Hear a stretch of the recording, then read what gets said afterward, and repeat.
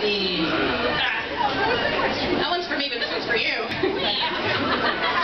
If there was a third novel after Ironside, what would happen with Royven ruling over both courts? Would Talathian rebel?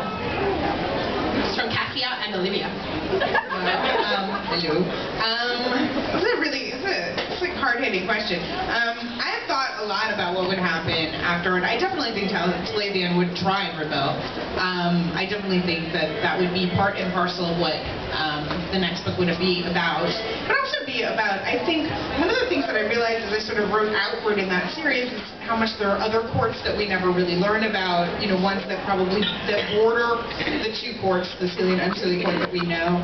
And when I was writing a graphic novel that I did called Good Neighbors, actually set on the West Coast, I was trying to think about, well, what would the courts be like there? How different would they be? And so that's the other thing that I think another book in the modern fairy tale series would have to take into account. Like, now Royven would get to know a lot more about his alliances with other places. But even if I had an answer to give you about what would happen in that book, which I do not yet have, we would be wrong, because every book that I have ever written, I have started out with one idea about what happens in it, and I have come up with it over the course of it an entirely different idea. In Valiant, there was supposed to be a weird dragon that lived underground.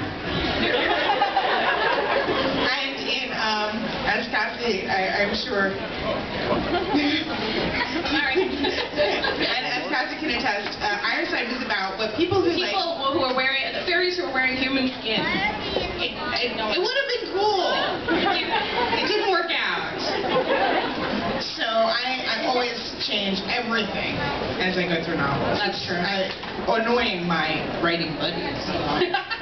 Valiant was originally about a girl who dressed up as a boy. And